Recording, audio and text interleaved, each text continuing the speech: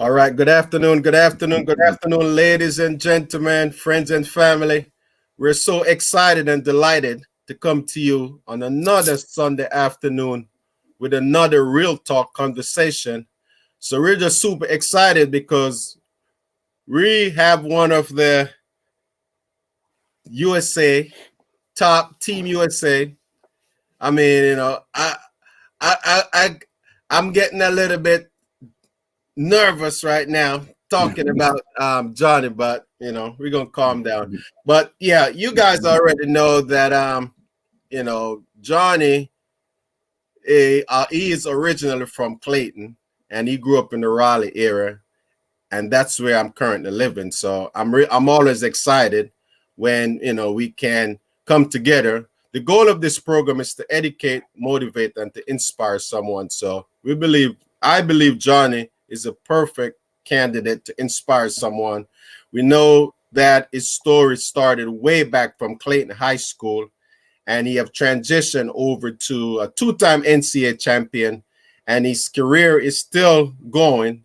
The topic of this podcast today is one man chasing two dreams, and Johnny pretty much did a documentary about this whole thing here in 2016 and leading up to the Olympics. So he's going to be able to tell you a lot more about it. So, Johnny, welcome to the program. We're excited that you're able to just share a little bit of your knowledge with us this Sunday.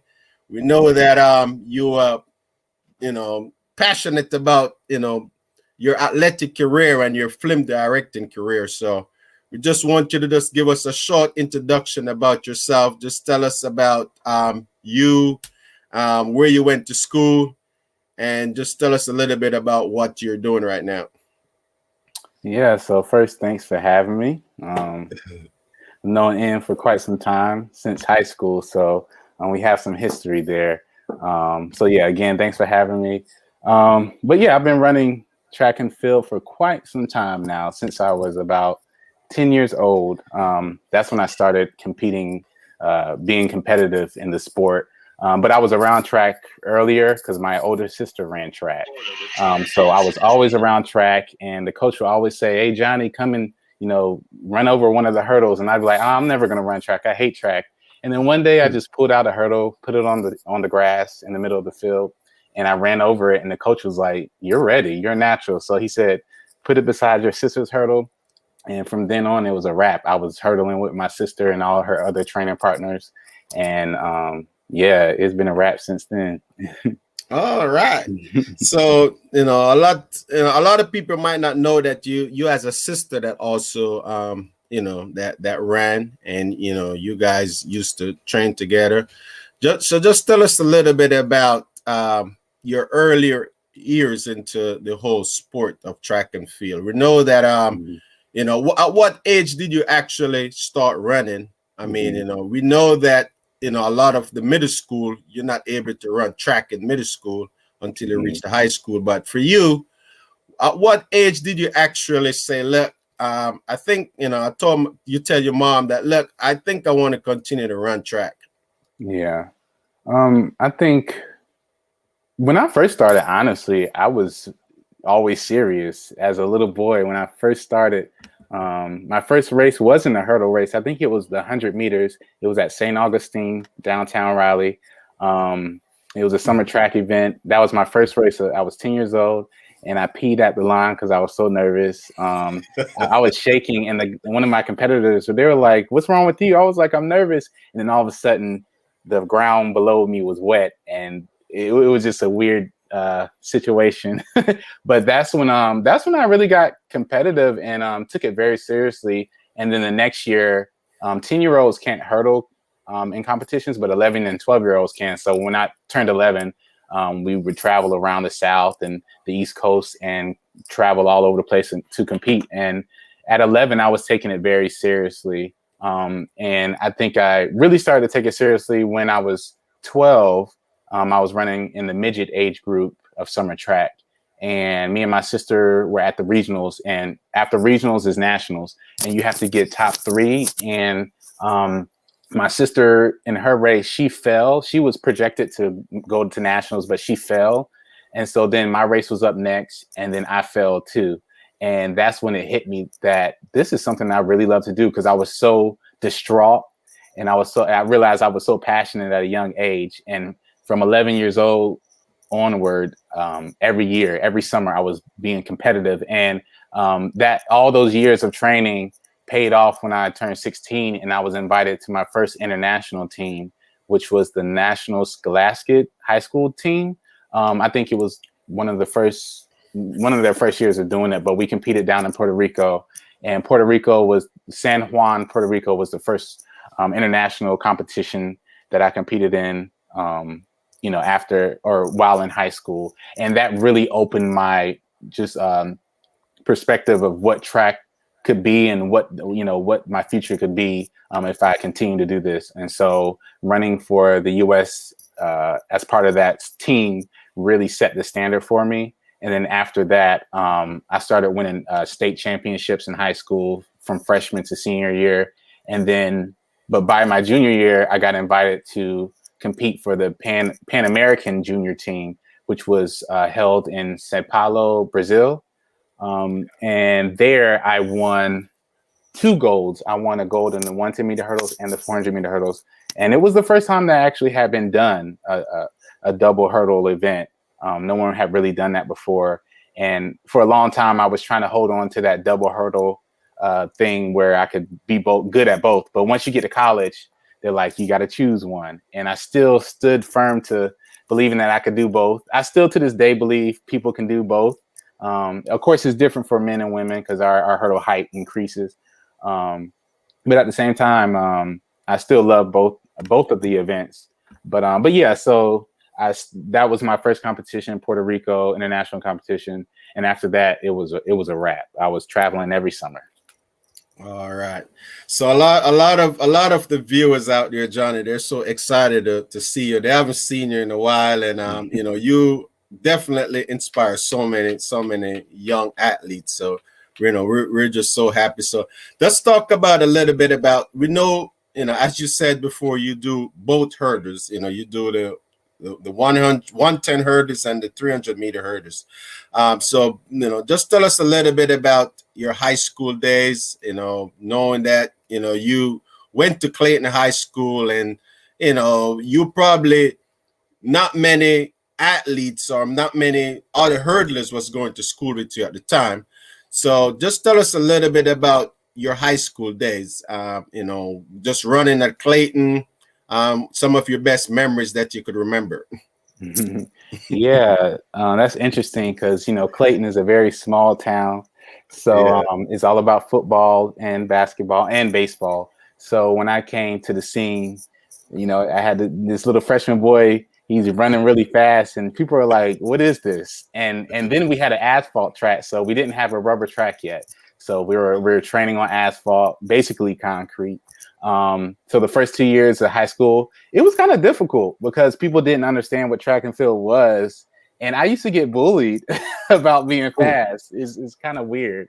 But I remember being in school, one of my art class, I had a bully. He'd be like, "You think you're fast, huh?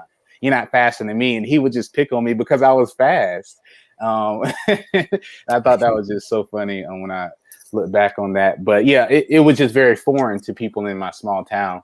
And then by sophomore year, I had won like a 4th state championship or something like that. And so the next year, they decided to redo our track. And we were one of the first tracks in the area that got a rubber track. And after that, the schools in the conference started to get rubber tracks. And so I guess I kind of am a part of that old school generation where I can say we ran on asphalt and concrete. Okay. So that's how high school started, asphalt, and then we progressed to the newer tracks. Okay.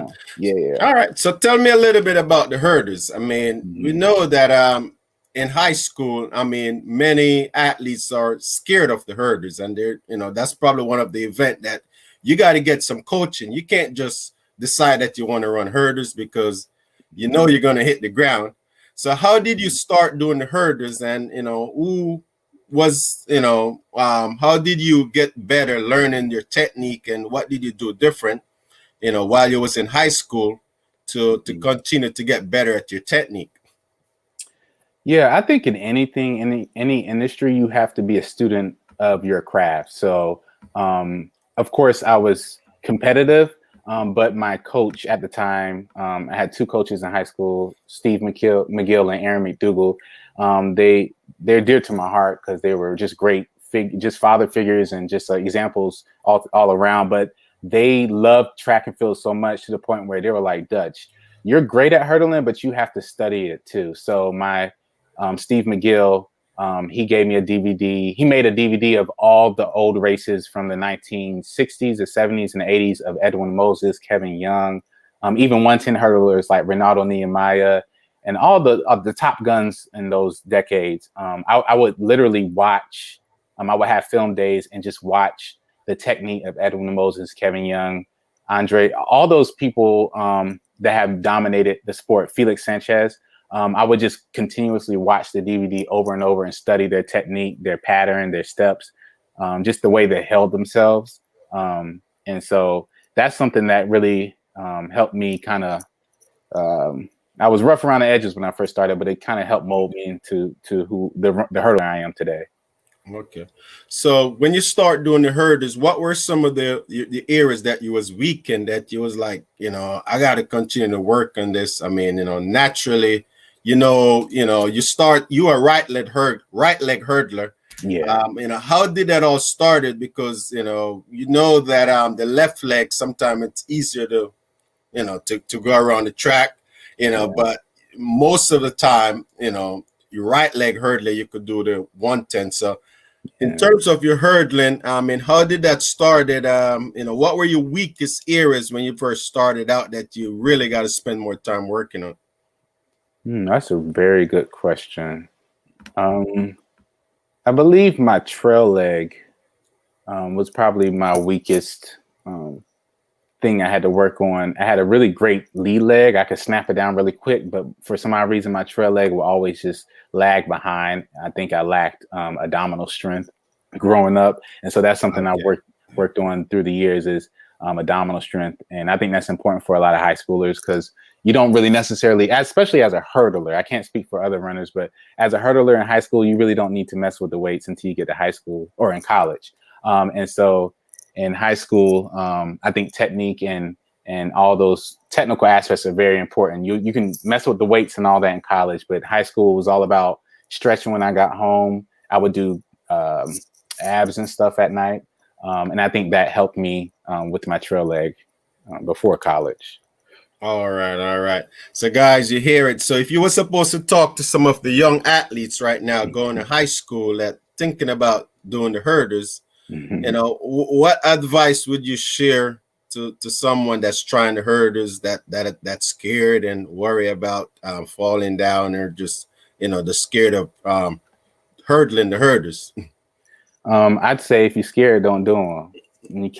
There can't be 1 ounce of fear going in. You have to be completely fearless as a hurdler. You have to go into it with the mindset of like a 7 or 8 year old that's just kind of oblivious, and you just have to go for it. That's hurdling. You know what I mean? Because they're in the 110 meter hurdles, they're 39 inches, and in the 400 meter hurdles, they're 36 inches, and they're pretty high for the average person. So I would just say you have to be very fearless. And it has to be kind of be second nature. You just have to have a screw missing a little bit to want to run around the track with 10 hurdles. Training is not fun, but you have to just find something about that. Find something about the event that you like. All right. And use that to push you. All right. So let's talk about. So if you weren't doing the hurdles, what other sport do you think you would be doing? You would try to do if it wasn't for track.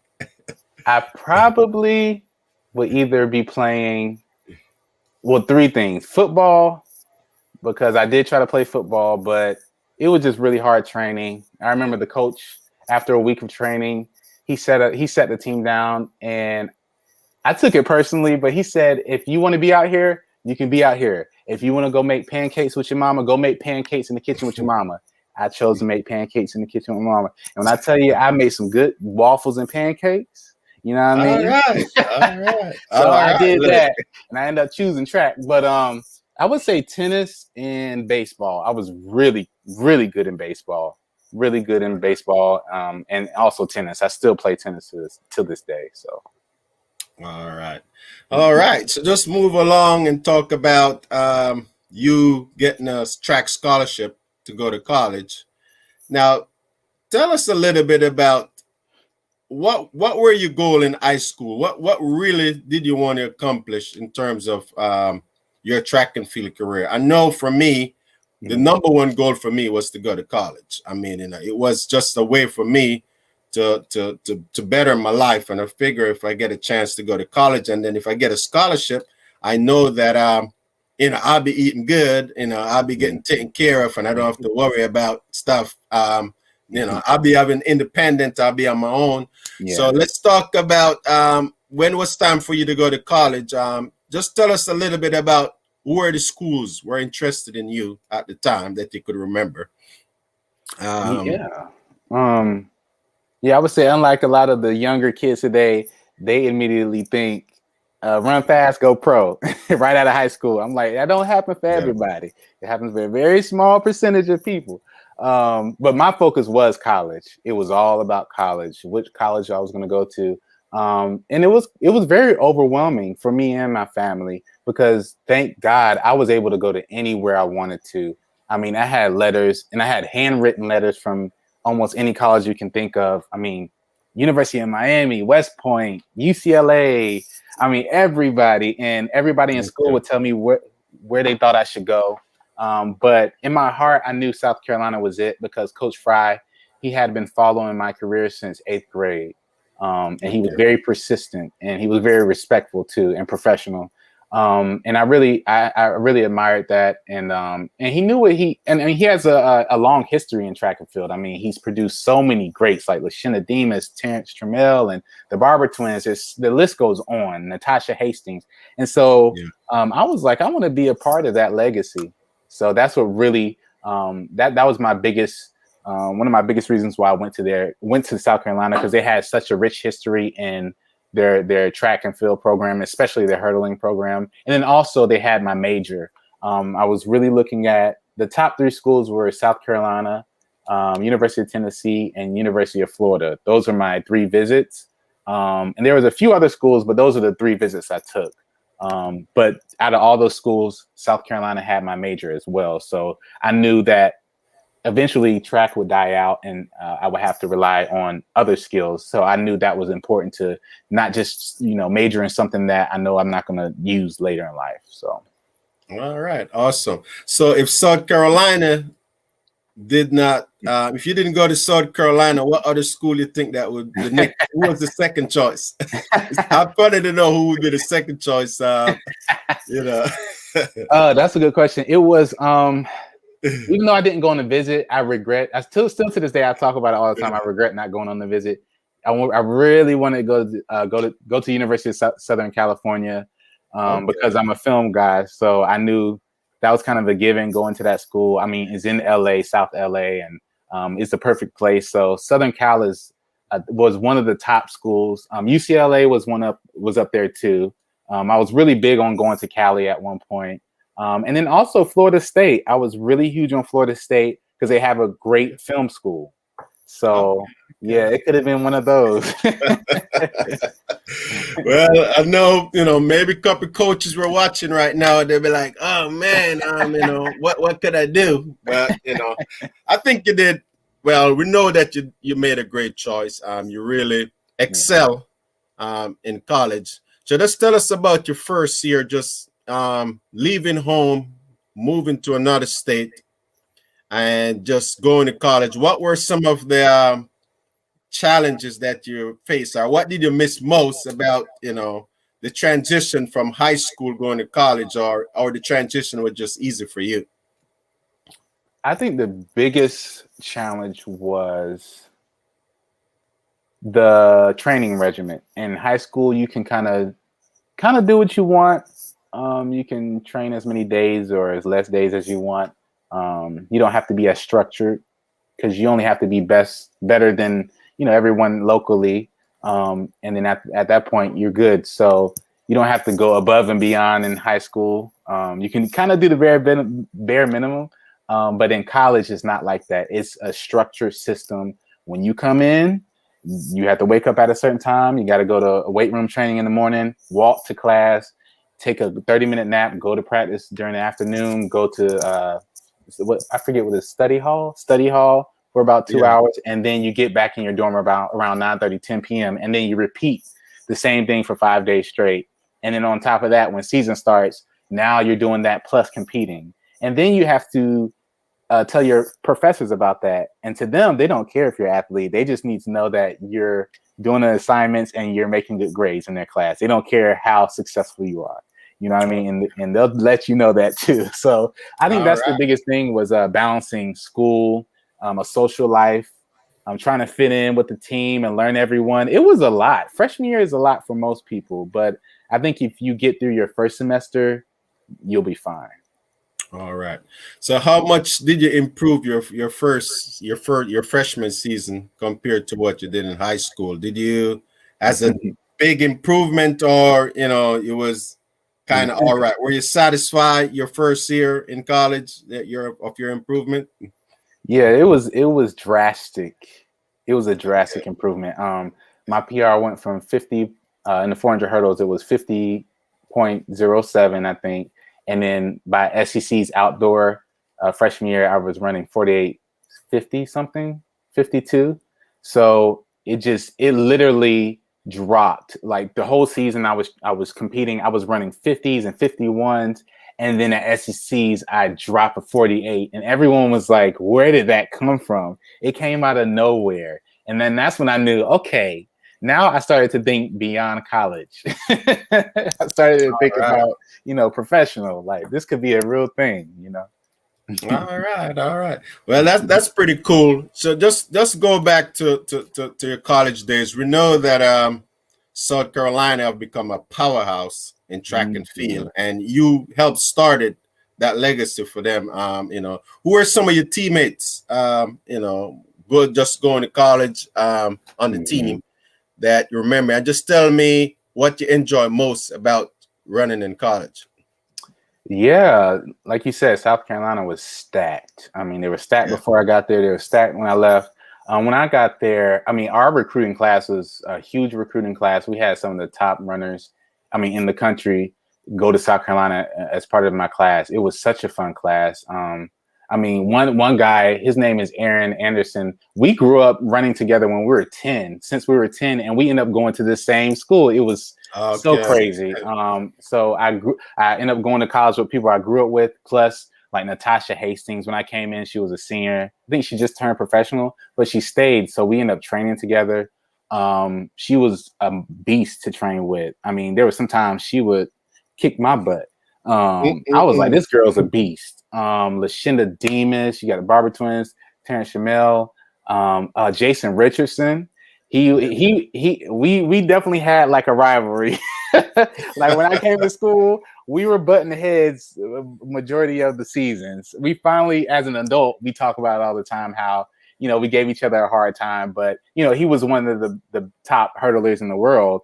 Now Olympic medalist and stuff. Yeah. But at the time, we were butting heads hard. But overall, I think that added to the experience, and it made the experience what it was, and I wouldn't trade it for the world. All right. So what were your best memory that you could remember just running in college, just running on the track, running those relays, running the conference? What one thing that you always remember that you said, man, that's one of the top. I know there got to be a lot of memories, but something that's stay close to your heart.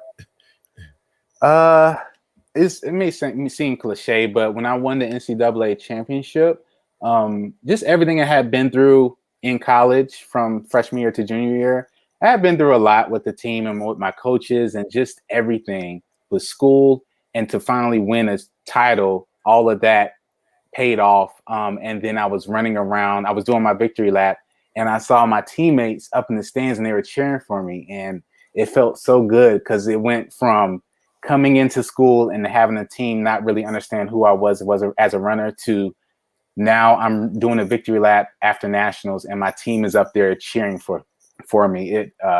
I'm trying not to get choked up, but it felt really good. I could see the transition from freshman to junior year. It was night and day. But that was a really great memory that just stays in my head when I was doing my victory lap and I could just see my teammates being so supportive. All right.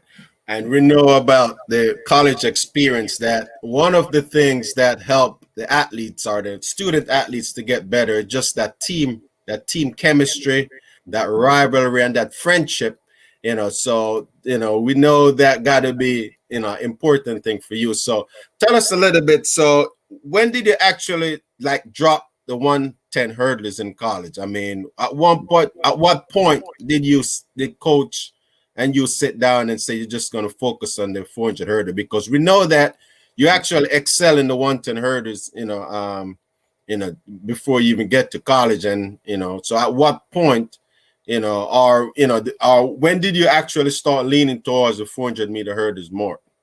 I would say after college, honestly, because I was so adamant about doing both. And then in college, coaches, if you can do one hurdle, you're going to do both. So it's all about making points for the team.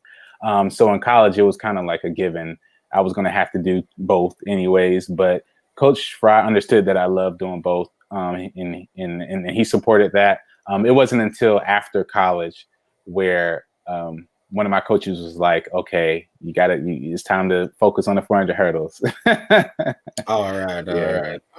So how fast you think you could run in the 110 if you have actually focused on it a little more? Yeah, I think I could have ran 13.2. 13.2 if I had never given it up, because the last time I raced like a full out 110 hurdle race was in Miami. I was training with Amy Dean from the University of Miami, and she's an amazing coach. But the first meet, I ran the 110 hurdle race and I PR'd my first race of the year. And then 10 minutes later, I ran a 400 and PR'd. So Coach Dean had me in top shape. And I was thinking, if I can open up with my PR in the 110s, I should be able to hit 13.2 by the end of the season. But Coach Dean, she was like, okay, Johnny, that was your last 110 hurdle race. It's time to focus. So that's when I kind of gave it up and was like, it is a lot to kind of try to balance too. So that's when I gave it up. Okay. All right. Let's talk about workouts. I know that you talk about Natasha Hastings, she's a beast, but let's talk about you when it comes to workout. What's your favorite workout you could remember doing in college that you always enjoy, that say, look, man, I'm ready. I'm able to do this workout real good that helps you to mentally to run better? Yeah. There were two workouts that Coach Fry came up with that I really benefited from. And one was the 3-800 workout, where you do 3 800s, you do 800, and then you take a full recovery, another one, and then another one. And you're running each one just as fast. So I would come through 207, the next one 208, the last one I would try to come through 206. And so that's a very challenging workout. It's not fun at all. But I knew if I was coming through my last 800, 2-0 something, I knew I was in top shape. So that was a workout that I knew that put me in the position I needed to be to compete. And then there was another workout Coach Fry did. It was the 400-meter hurdle workout where we do 12 hurdles, or 11 hurdles. So after the 10th hurdle, he would set up one more hurdle right before the finish line, kind of where the 300 hurdles ends.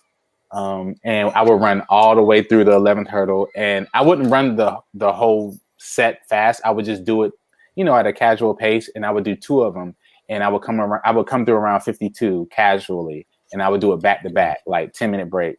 And that's when I knew, okay, if I can come through my second 400 hurdle at 52, I know I'm in good shape for the rounds at the USA trials. So.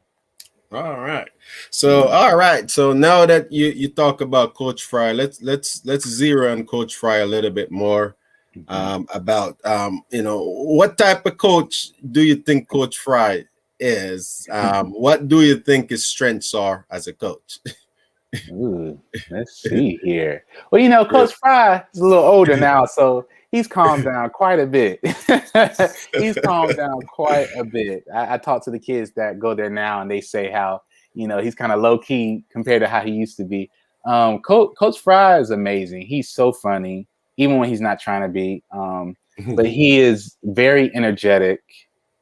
I would say talkative, energetic, and he's passionate. He's very passionate, and I think that's why he's so talkative. And you can talk about track with him all day. I remember going to his office and knowing, okay, if I go to Coach Fry's office today, I'm gonna have to sit in there for about 3 or 4 hours and just listen to Coach Fry talk about track, because he just loves track. And I like that, because I would sit in his office and he would just be talking about anything. And I would just stare at the walls and daydream, and I would see everyone that won an NCAA title. And there was a blank spot on his wall. And I was like, I want to be a part of that legacy. And so during those meetings, I would just sit and listen to him, but I would be paying attention to the wall. but that's, Coach Fry is very passionate. And he loves what he does. You know what I mean? And you can see that through his program. Okay.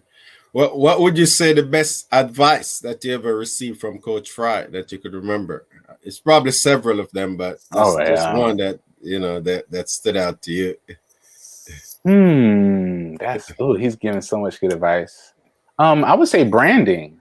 He was one of the first people, I think, that taught a lot of me and my teammates branding and how to set yourself up as far as an image, because he understood that it's bigger than just being one-dimensional, being fast. You have to have more to offer, or it's better to have more to offer. And so I remember one time after a team meeting, he made my class, the sophomore class, go take a hour class with a social media specialist, and he just helped us brand our image. They told us to draw an image that represents us on a piece of paper. I drew a camera, and then the instructor told us, whatever you drew that's who you are. That's what you represent.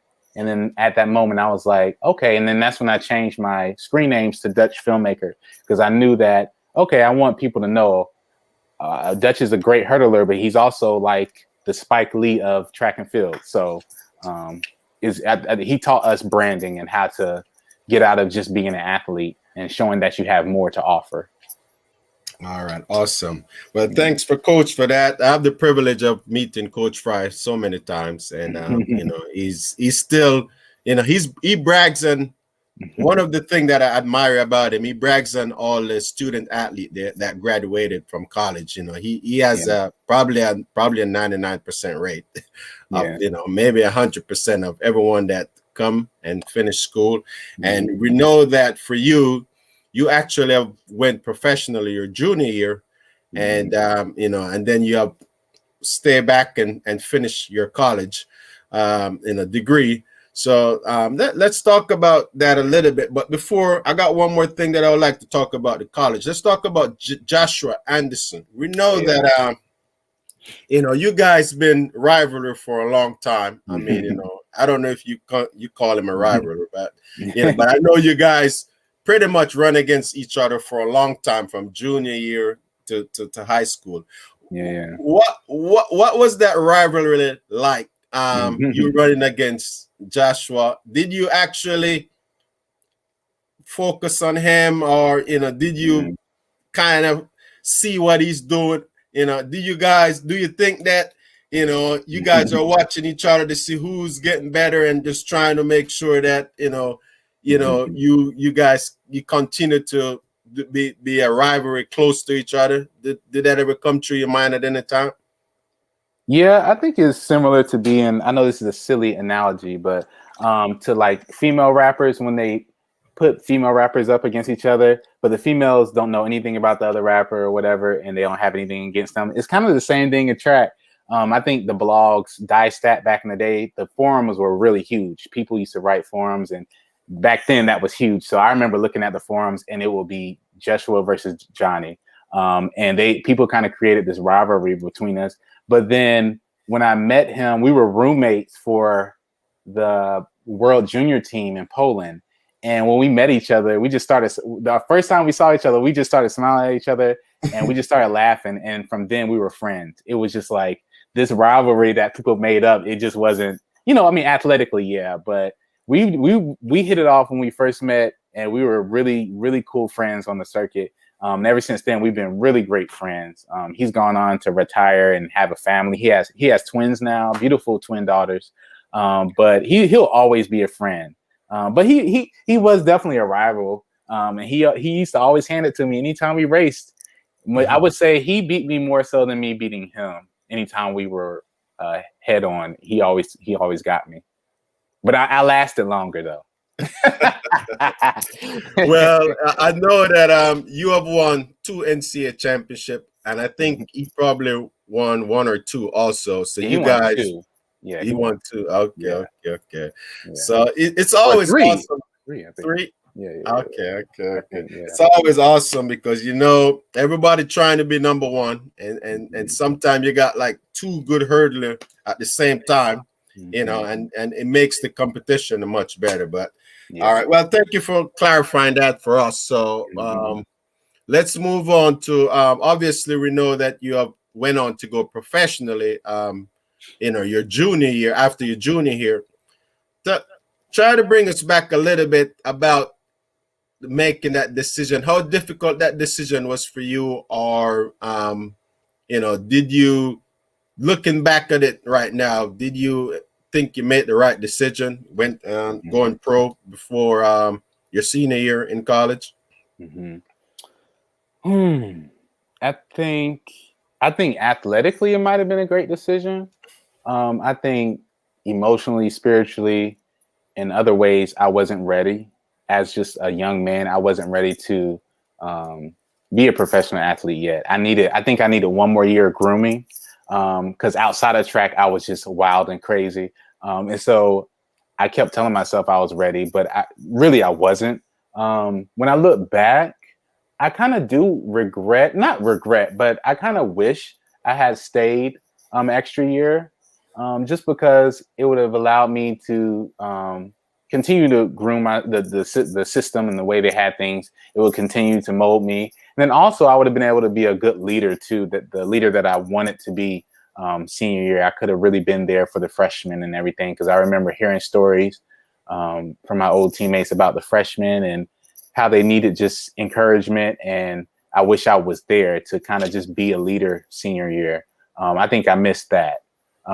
But it was a very difficult decision, not as hard as choosing a college, but it's kind of like the same game. You have, just like the colleges, you have shoe companies, and you have the top shoe companies who want to sign you, and it's like, which one do you go to? Because this can either not necessarily make or break your career, but it's gonna put you into the next part of your life. So I chose Nike at the time.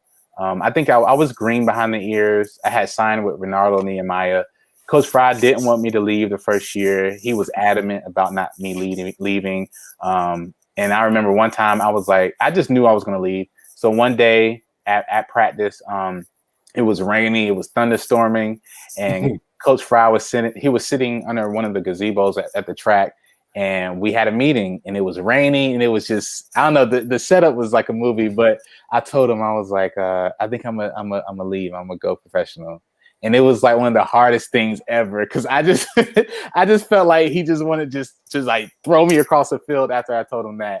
And I knew it probably hurt him a little bit, but he was still supportive though. I know he didn't want me to go, but he was still supportive, because I think before me, he already had athletes that had went pro. So I think he kind of expected it, because after I ran 47, immediately Coach Fry came to me. He was like, look now, there's going to be some people coming after you. Don't be talking to nobody.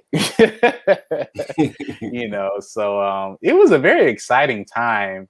It was overwhelming, but at the same time, I'm glad I made the decision, because it forced me to grow up really fast. All right. All right. So what advice would you give to athletes right now that in similar position as you? What are some of the things that the pros and the cons that they would need to assess, to make that decision, and to make the best decision for them? Well, I know one thing. I know I keep bringing Natasha's name up, but she was a part of my career at one point. I remember we were training together, and she had turned professional a few years before me, and she was still there. And I asked her, I was like, Tasha, how did you feel? Why did you choose to go pro? and what influenced you? And she told me, Dutch, like, do you feel like you've achieved everything you could in college? Do you feel like you've done your part in college? And I sat there, and she was like, because she felt that she did. So I literally sat at home for days thinking about that question. Have I done everything I could in college? And I knew I didn't. I was close to the record, and I knew there was a chance I could break the record, and then there's a chance I couldn't. I didn't want to risk the chance of having a bad season the next year. And a lot of people were in my ear telling me, you should go ahead and go, pro, because you just never know what's going to happen next year. So that was kind of like the thing that, I was like, yeah, let's just go ahead and do it while I'm hot. Okay. All right. So what advice? What advice would you give the youngsters? I said, advice.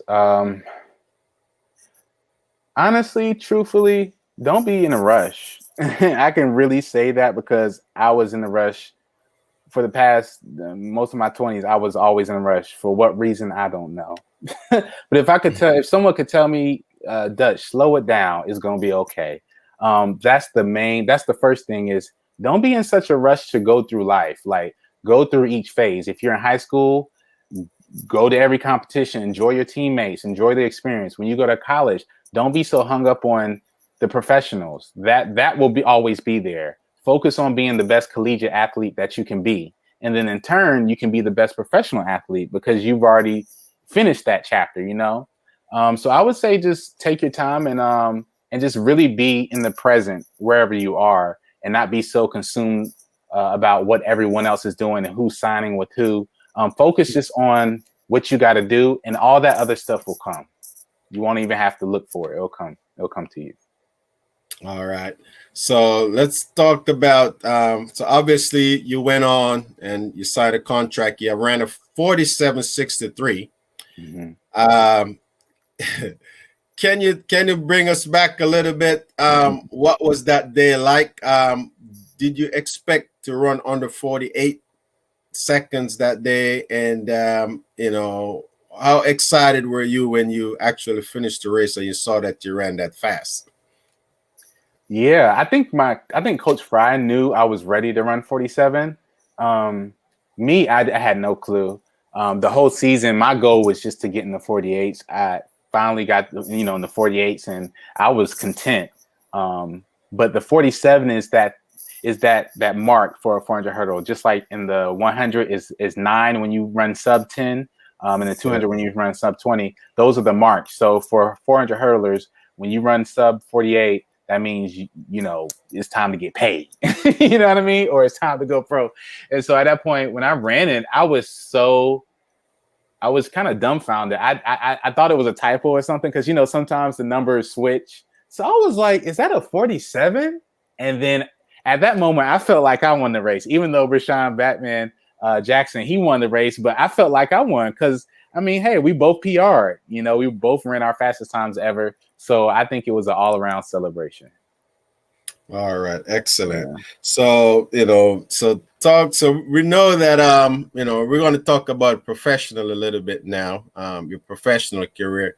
So your first year, like going in the professional scene, what were some of the challenges or some of the difference things that you experienced that was different from college that you really didn't know, or you got to be like, man, I got to I got to make some changes to adapt to this stuff here because this is different. How was the transition for you being a professional? Yeah, that structure that you have in college, you have to create that structure as a professional. There's no one that says, hey, Johnny, this is your layout. This is what we're going to do for the next few years.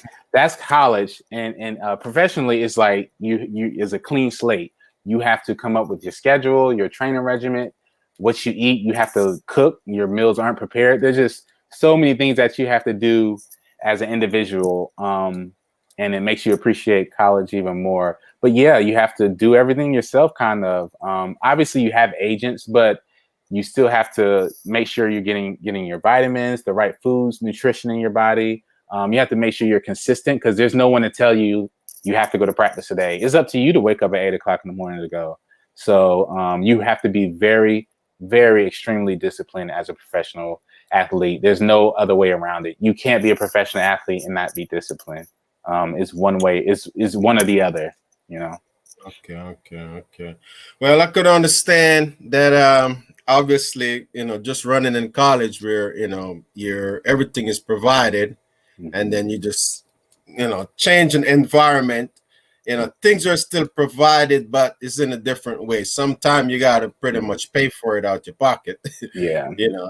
And you got to deal with it. In college, somebody's taking care of all of that. So, we know that could be a little different, and it takes a little time to get used to that system.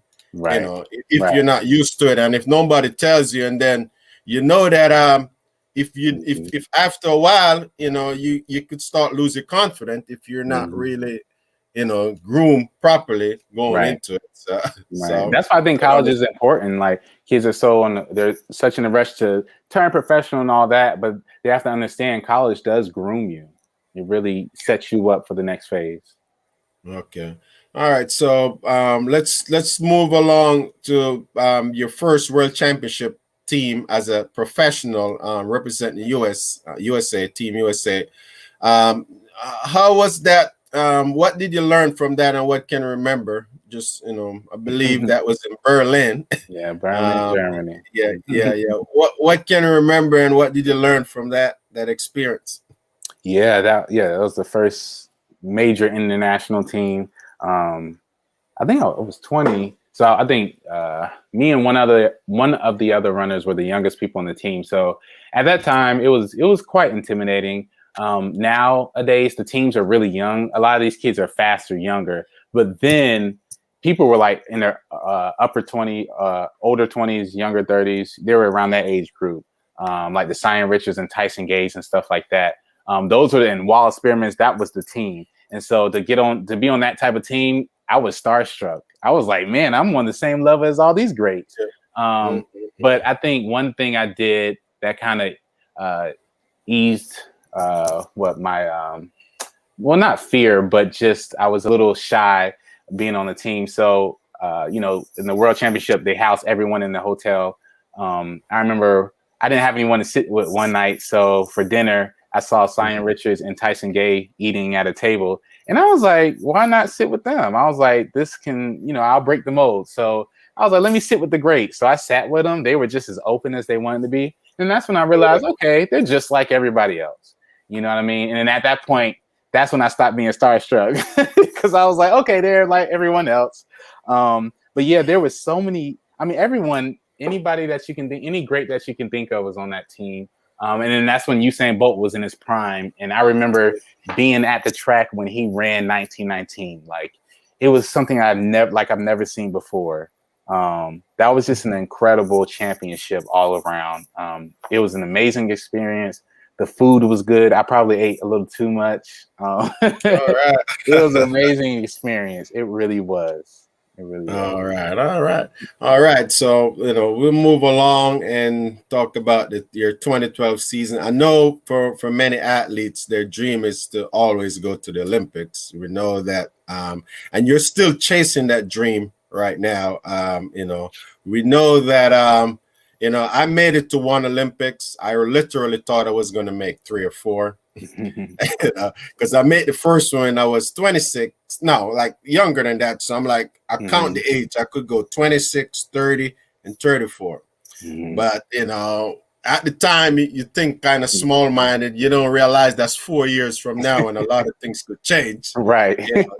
So, I finished 4th at all the other Olympic trials, But sometimes it was just a matter of the year of the competition, because I made like 4 world championships. If it was the Olympics, I would be going to the Olympics. Right. So sometimes it's just the wrong year that you peak. Just the way the dice roll. Right. That's just how it goes with the Olympics. And some people are just lucky that they run good in the Olympic year. Right. Very true. All right. Nobody pretty much remember the World Championship. Unfortunately, the World Championship doesn't get enough credit. That is supposed to be like, okay, you run at 2 World Championships. They were like, okay, I mean, Right.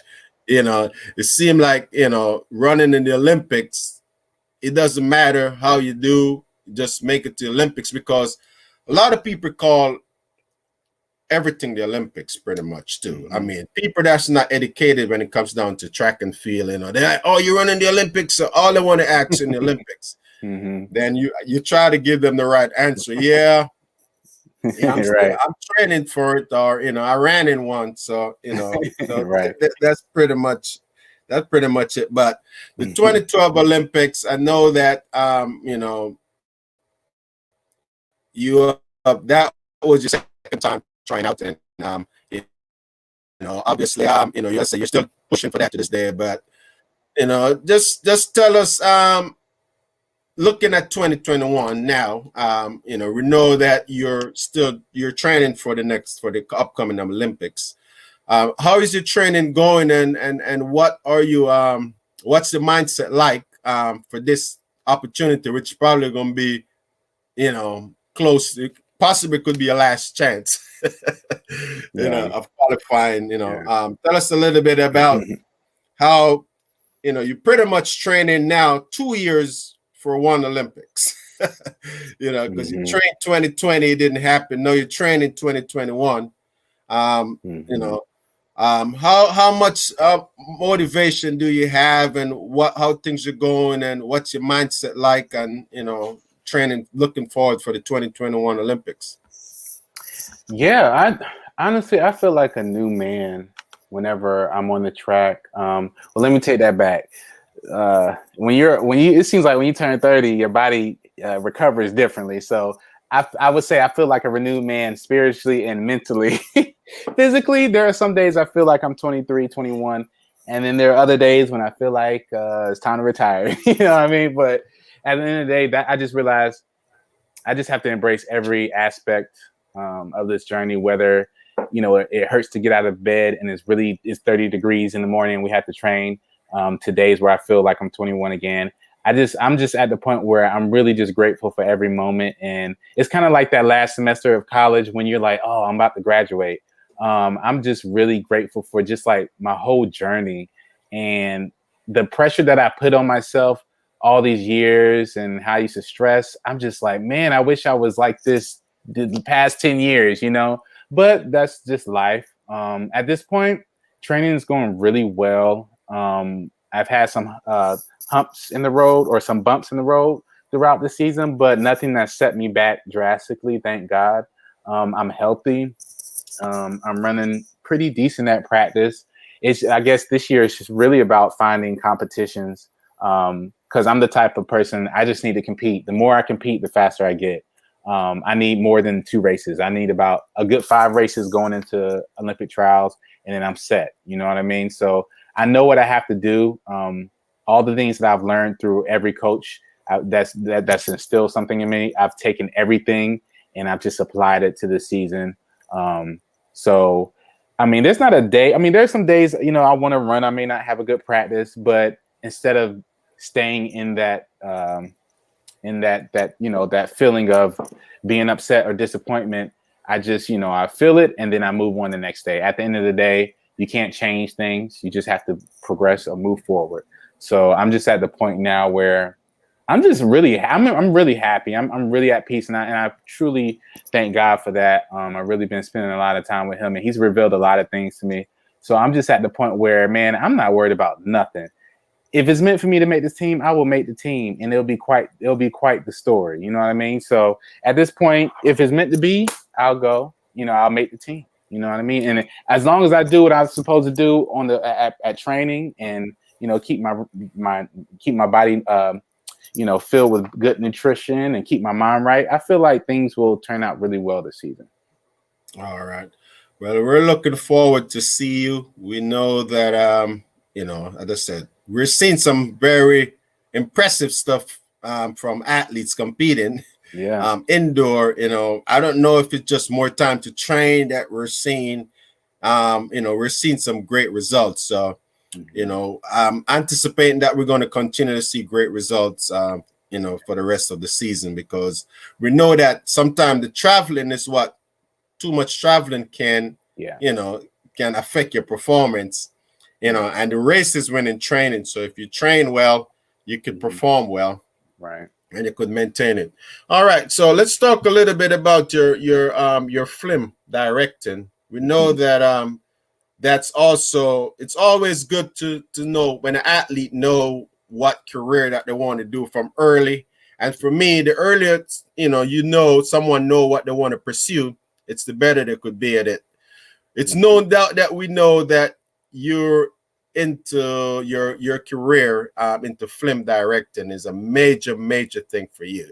Yeah. I mean, if you should get $1 million sponsor right now, I mean, how would you spend it and some projects right now to develop some film? What would you do with that money? Well, that's a good question. I was about to say, I'll tell you, I'm ready. Shoot, you got $1 million? I'm ready. I'm ready to produce a project. I have about 6, 7 screenplays, feature screenplays that I've written that I've kind of put in my back pocket that I plan to put into production one day. But obviously, I may need $1 million budget. So I'm just kind of waiting for that budget to come around some way. But I have a lot of screenplays I've worked on that are ready to be put into production. I just have to network and find people that really believe in my vision. Because sometimes it's not even about getting a huge network to help you produce a project. It can literally be my grandfather who says, you know what, I'll give you $10K because I believe in your vision. So it's just a matter of just communicating that and allowing someone to see that, hey, my stuff, I'm really trying to get it out there. But yeah, I've written quite a few of some projects, and I've done over probably 30 short films since I started making films. I've done so many projects I can't even count. But I'm ready. I produced my first feature film 3 years ago, or 2 or 3 years ago. And a producer wrote it, edited it, and everything, and it ended up being about an hour long. And I premiered it on YouTube. That was my very first feature, and so now I've just been writing more work, and eventually, like you said, when I get that $1 million budget, I'm gonna make either. People know I love horror or adventure, so it's gonna be something where you're on the edge of your seat, most likely. All right. Yeah. So we know that you've been doing so much different projects with your film directing and the horror and the track. Just tell me a little bit more about your most recent work. I mean, I know you have done a few that I'm able to see in the past, in the years ago, but what you have done recently in terms of your film directing, tell us a little bit more detail about it. Yeah, so I guess to go over a couple of projects.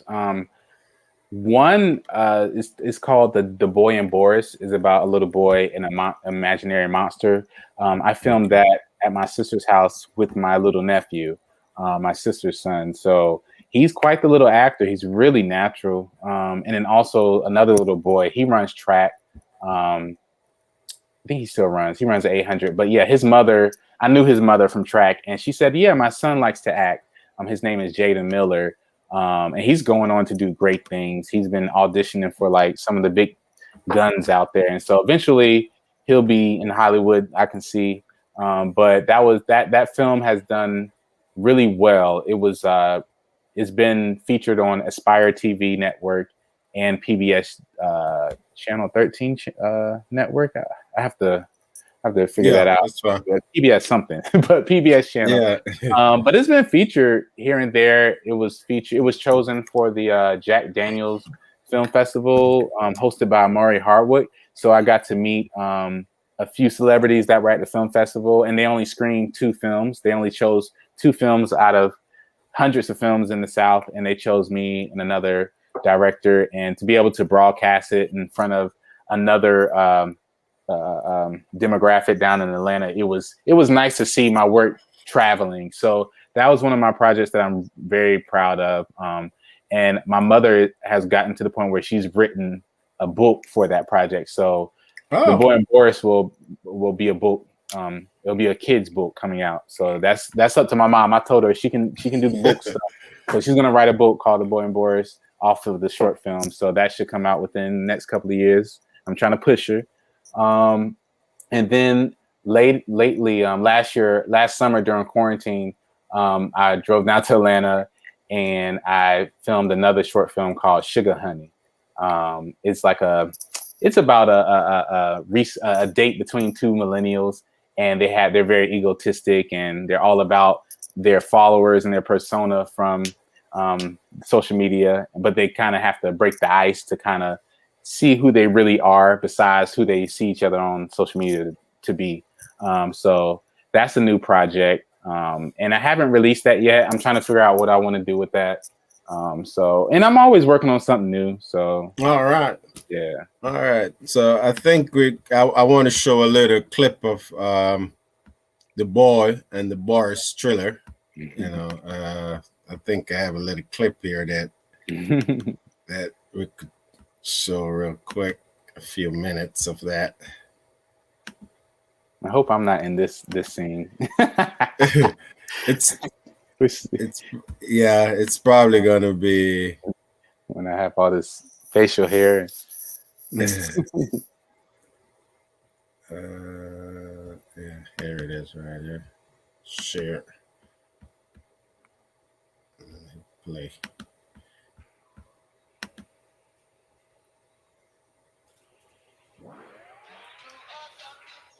There was a boy named Thomas. After school, he loved playing catch, climbing trees, and riding bikes.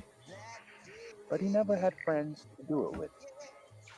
One day, he met something, and he named it Boris. Here's Thomas and Boris right here. The difference? Thomas is the only one that can see him.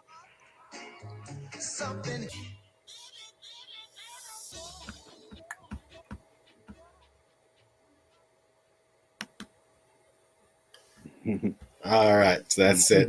So for some of the viewers out there, Johnny, if they want to support your work that you did, and how can they find it and how can they support it? I know that it takes a lot of work to put this, put all this stuff together. Yeah. Do you have a way of somebody that want to support your work that you do? How would they do that?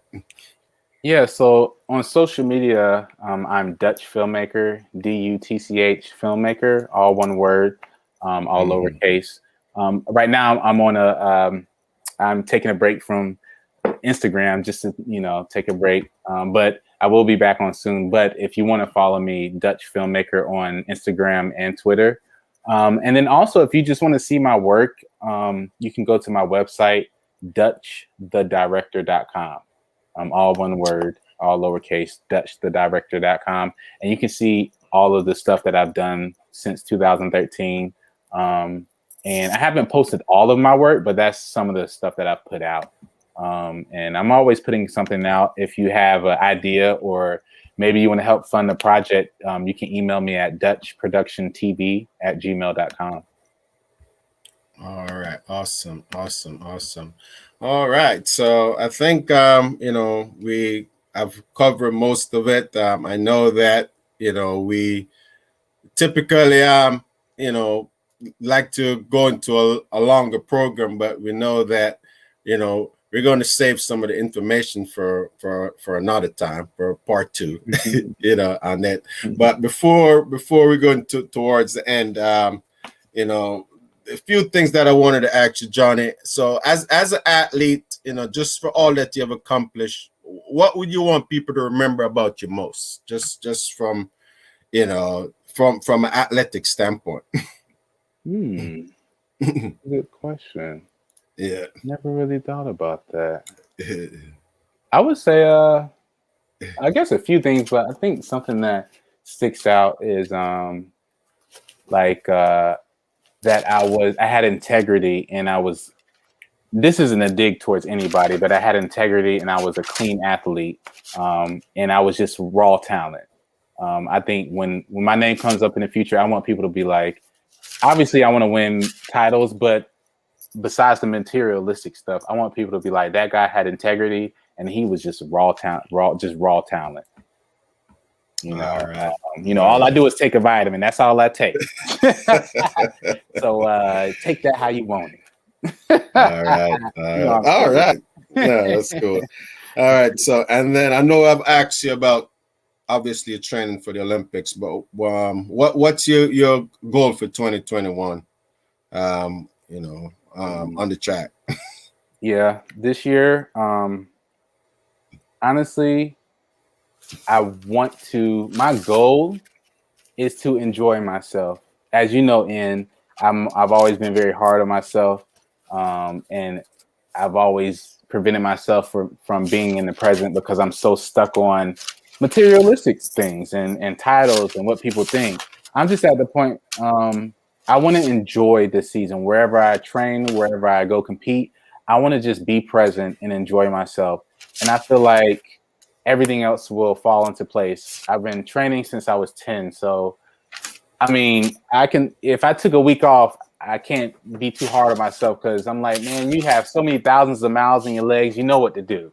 You know what I mean? So at this point, I really just want to be present and enjoy every second that I have left of my career. And I feel like all that other stuff, it'll come if it's supposed to. All right. So, guys, you hear it. Johnny for 2021, he's gonna definitely working towards enjoying the journey a lot more. He's a very tough athlete. He have overcome a lot, and his story is still. We're still writing his story. It's still, still. I believe we're somewhat in the middle, and we're hoping for a great ending towards the end of the story. So just moving along, Johnny. And these are the fun part of the program. For a good performance, how do you normally celebrate yourself and a good performance? I know you said you're pretty tough on yourself, but what do you do, or what would you normally do to celebrate yourself? Well, you do a little drink. I don't drink that much, but I may go out, celebrate a little bit. But weirdly, honestly, what I do, I treat myself to a movie. So when the theaters were open, when I had a really good race, I'll go out to eat by myself. I'll go somewhere I want to go eat, and then I'll go to a movie and go watch a movie at the theater. That's like always my treat when I come back home from a great competition. I'm like, all right, where do you want to eat? You want a burger and fry? Let's go do it. And then I'll go see a good old horror movie at the theater, and that'll be my treat. It's simple, but it makes me happy. All right. No, it's all right. We all got different treats. Sometimes it's ice cream. Sometimes it's chocolate. Sometimes it's wine. Sometimes it's beer. It's all different thing. So let's flip that around now in terms of preparing for a race. How not to give away any secrets, but how do you prepare mentally? Or how I know that you said you've been tough on yourself, but preparation. How do you prepare yourself now for? How you expect to prepare for a race now? To get the best performance, from Johnny Dutch. Well, I know the week of competition. So if we have a competition, say Friday or Saturday, the beginning of that week, I'll make sure I taper off every workout. So whatever I do on Mondays and Tuesdays, I'll do half of that, or I'll do one set really fast. And then days like closer leading up to the race, like a day before, I'll do a shakeout. But the day before that, I may not do anything. I think I've always been an advocate of rest. I think rest does miracles for people, specifically for me. Some people it doesn't work. Some people need to do something every day, and that's fine. Me, sometimes my body's like, bro, it's Wednesday, you run on Friday, just take the day off and then start back tomorrow. So typically the week of competition, I really taper off. That way I really can give my best by the end of the week. All right, awesome.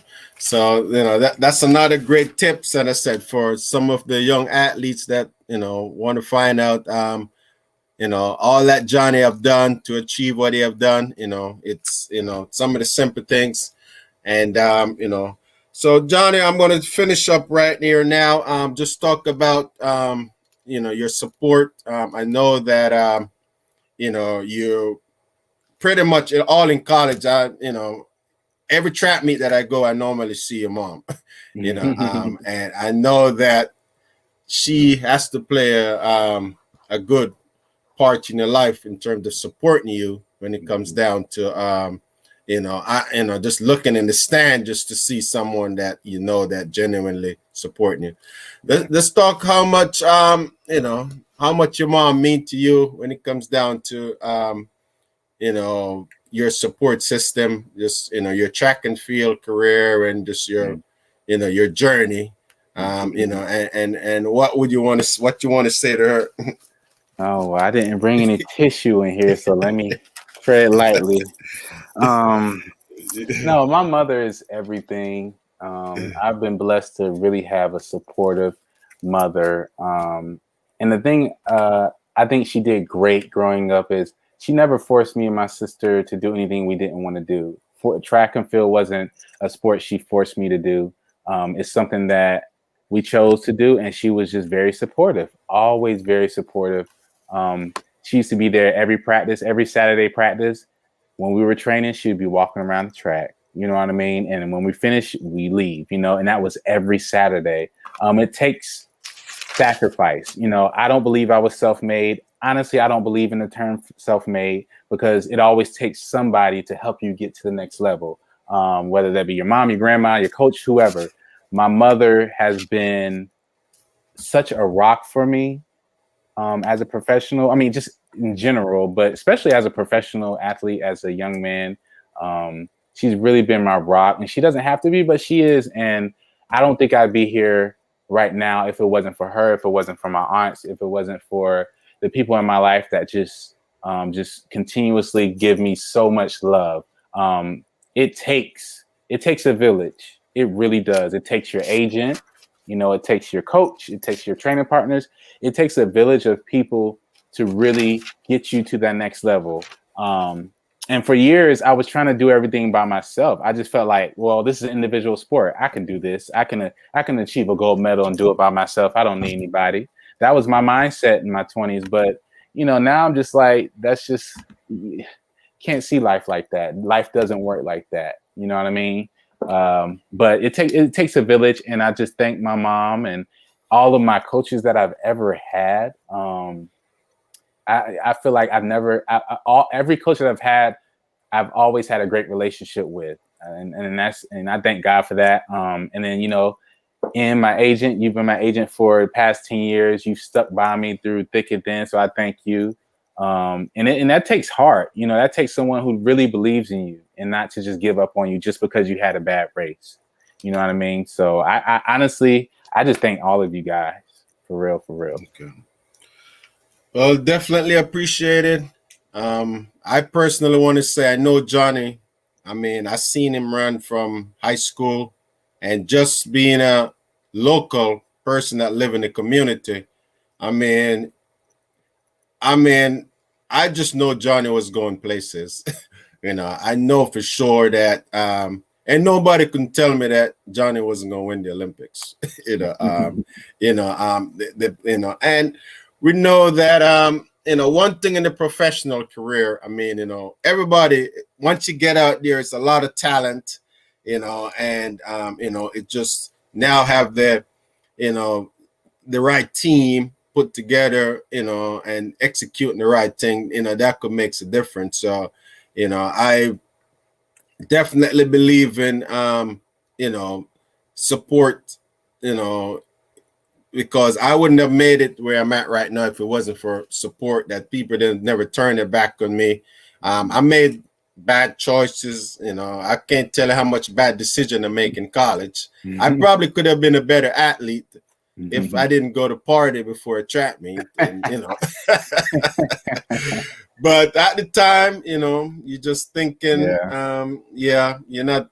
I mean, I never thought that would affect me. I mean, see, like, you're in college and then you get a chance to go somewhere and you'd be like, well, I want to have fun, but at the same time, I wish I have somebody could have sit down and tell me something different at the time, but so that's an undone. I want to take one question from one of the fans here. I know they have out here talking.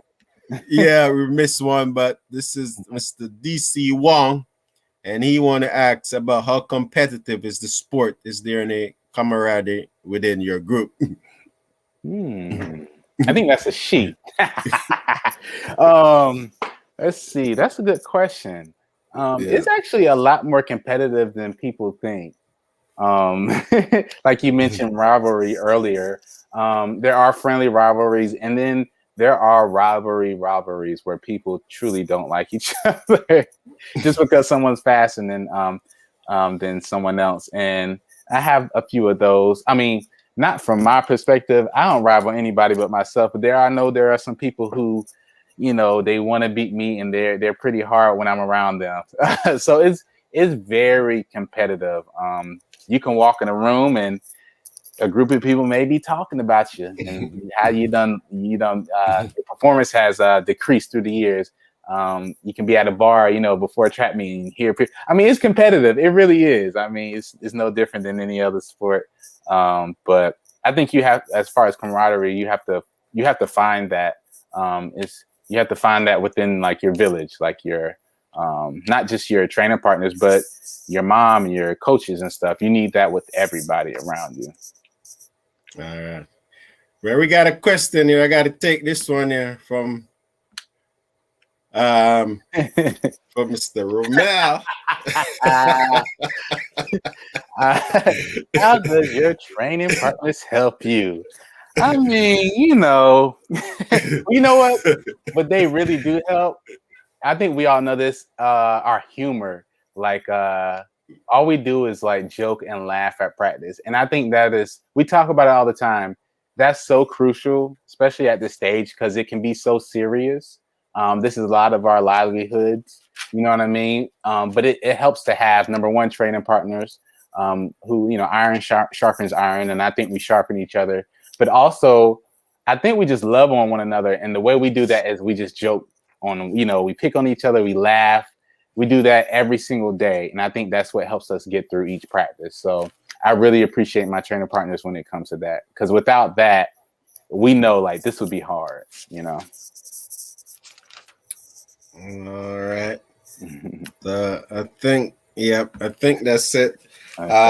Okay, Johnny. So again, want to thank you for spending the last hour just sharing some of your journey and just try to help someone that might be watching this program, because the goal, as I said, is to try to inspire somebody and educate them or motivate them in some way.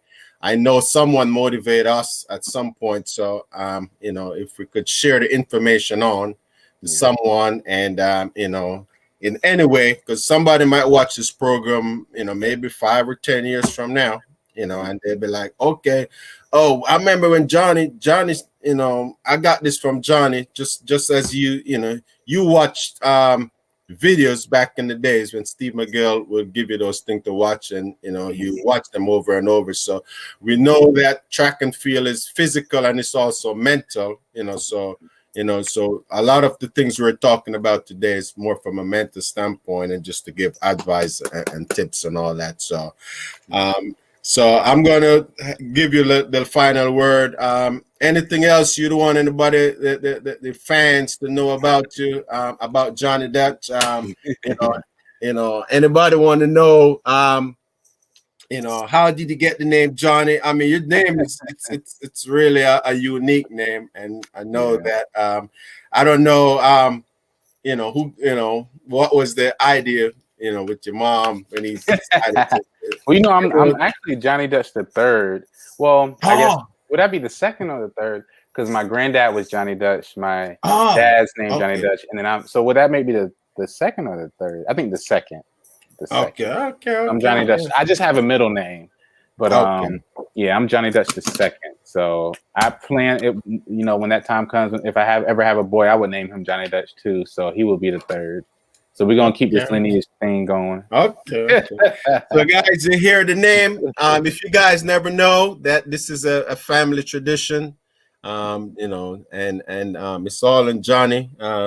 You know, you never know. He might carry the tradition on. You know, but either way, you know, we're happy for everything that he has accomplished.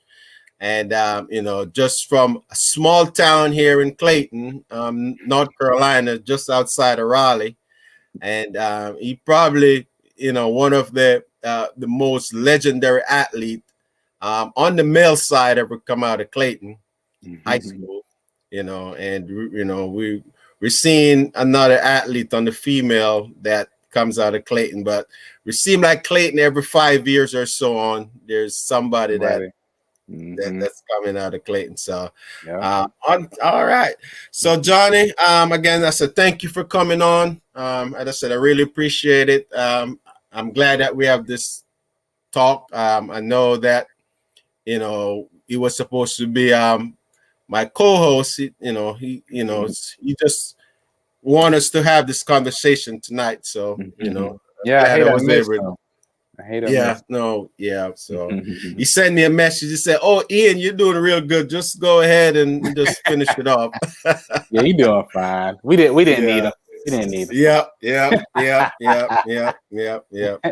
So, all right, Johnny. So it's a nice talking to you, and we wish you all the best for 2021 track and field season. We wish you all the best in your career, in your film directing.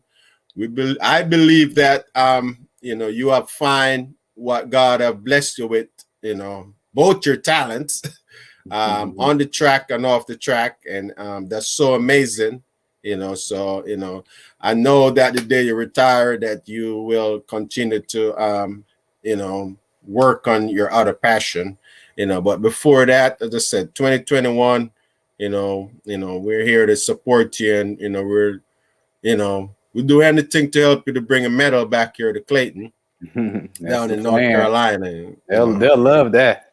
All right. Yeah, look, we're gonna keep a parade downtown Clayton. Yeah, we trying to make that happen. We trying to make that happen. Me and Kenny, we're gonna do that. Kenny Harrison, we're gonna bring home some medals. Yeah. Clayton gonna be on the map. You know. Oh yeah. You know, we're on the map right now. Yeah, Clayton gonna be the new Raleigh. We ain't gonna stretch it that far. All right. So again, thank you so much, man, and stay safe, and you know, continue to train, and then hopefully I could get out on the track one day to you know, to run alongside you know, some of you guys out there. Oh, we waiting for you. We've been talking about you. We waiting for you. We out there. Yeah. You know, I ran a race, so it took me about a month to recover. So when I recover, I'll be back, you know. Yeah. I was at the Clayton track yesterday, and one of the high school kids told me about you. He was like, "Yeah, I think Ian hurt something.